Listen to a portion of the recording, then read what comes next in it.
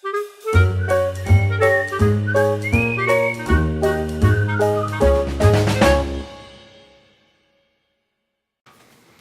my friends, story time with Mrs. Beth again. A special hello to everybody who likes trains, but especially to Carter, Nash, Liam, Emmett, and William. Okay my friends, our story today is The Little Engine That Could. Let's read it. The Little Engine That Could.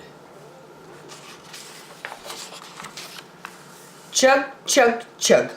Puff, puff, puff. Ding dong, ding dong. The little train rumbled over the tracks. She was a happy little train, for she had such a jolly load to carry. Her cars were filled full of good things for boys and girls. There were toy animals, giraffes with long necks, teddy bears with almost no necks at all, and even a baby elephant.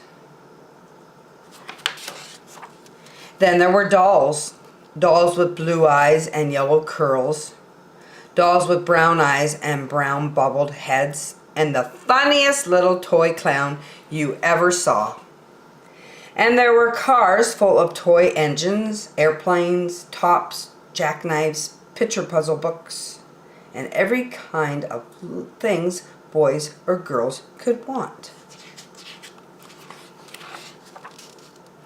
But that was not all. Some of the cars were filled with all sorts of good things for boys and girls to eat.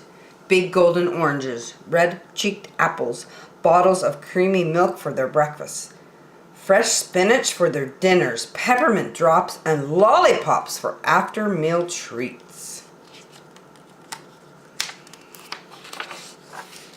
The little train was carrying all these wonderful things to the good little boys and girls on the other side of the mountain. She puffed along merrily. Then, all of a sudden, she stopped with a jerk. She simply could not go another inch. She tried and she tried, but her wheels would not turn. Uh-oh. What were all those good little boys and girls on the other side of the mountain going to do without the wonderful toys to play with and the good food to eat? "Here comes a shiny new engine," said the funny little clown who jumped out of the train. "Let us ask him to help us." So all the dolls and toys cried out together, "Please, shiny new engine, won't you please pull our train over the mountain? Our engine has broken down, and the boys and the girls on the other side won't have any toys to play with or good food to eat unless you help us." But the shiny new engine snorted. "I pull you? I am a passenger engine. I have just carried a fine big train over the mountain with more cars than you ever dream of. My train had sleeping cars with comfortable beds, a dining car where waiters bring whatever hungry people want to eat, and parlor cars in which people sit in soft armchairs and look out of big plate glass windows. I pull the likes of you? Indeed not." And off he steamed to the round house, where engines live when they are not busy. How sad the little train and all the dolls and toys felt.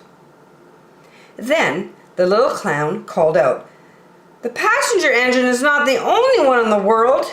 Here is another engine coming, a great big strong one. Let us ask him to help us." The little toy clown waved his flag and the big strong engine came to a stop. "Please, oh please, big engine," cried all the dolls and toys together. "Won't you please pull our train over the mountain? Our engine has broken down and the good little boys and girls on the other side won't have any toys to play with or good food to eat unless you help us." But the big strong engine bellowed, "I am a freight engine. I have just pulled a big train loaded with big machines over the mountain. These machines print books and newspapers for grown-ups to read. I am a very important engine indeed. I won't pull the likes of you." And the freight engine puffed off to the roundhouse. The little train and all the dolls and the toys were very sad. "Cheer up," cried the little toy clown. "The freight engine is not the only one in the world. Here comes another. He looks very old and tired, but our train is very little. Perhaps he can help us." So the little toy clown waved his flag, and the dingy, rusty old engine stopped. "Please, kind engine," cried all the dolls and toys together, "won't you please pull our train over the mountain? Our engine has broken down, and the boys and girls on the other side won't have any toys to play with or good food to eat unless you help us." But the rusty old engine sighed. "Oh, I am so tired. I must rest my weary wheels. I cannot pull even so little a train as yours over the mountain. I cannot. I cannot. I cannot." And off he rumbled to the roadhouse, chugging, "I cannot, I cannot, I cannot." Then indeed the little train was very, very sad, and the dolls and the toys were ready to cry. But the little clown called out, "Here is another engine coming, a little blue engine, a very little one, but maybe she will help us." The very little engine came chugging merrily along. When she saw the toy clown's flag, she stopped quickly. "What is the matter, my friends?" she asked kindly. "Oh, little blue engine," cried the dolls and toys, "will you pull us over the mountain? Our engine is broken down, and the good boys and girls on the other side won't have any toys to play with or good food to eat unless you help us. Please, please help us, little blue engine." "I'm not very big," said the little blue engine. "They use me only for switching trains in the yard. I have never been over the mountain." "But we must get over the mountain before the children awake," said all the dolls and the toys. The very little engine looked up and saw the tears in the doll's eyes, and she thought of the good little boys and girls on the other side of the mountain who would not have any toys or good food unless she helped.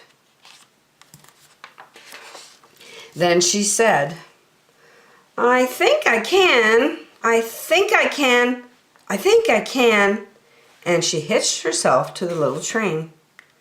She tugged and pulled and pulled and tugged, and slowly, slowly, slowly they started off. The toy clown jumped aboard, and all the dolls and the toy animals began to smile and cheer. Puff, puff, chug, chug went the little blue engine. "I think I can, I think I can, I think I can, I think I can, I think I can, I think I can, I think I can, I think I can, I think I can." Up, up, up, faster and faster and faster the little engine climbed, until at last they reached the top of the mountain. Down in the valley lay the city. "Hooray, hooray!" cried the funny little clown and all the dolls and toys. "The good little boys and girls in the city will be so happy because you helped us, kind little blue engine." And the little blue engine smiled and seemed to say as she puffed steadily down the mountain, "I thought I could, I thought I could, I thought I could, I thought I could, I thought I could, I thought I could." What a sweet story. That little engine at the very end was not very big. And she wasn't sure if she was going to be able to push or pull that other train with all that cargo over the mountain. But she tried. And you know what? Maybe you have sometimes a hard time doing things. Keep trying. Keep practicing. You can always get better. See you next time, my friends.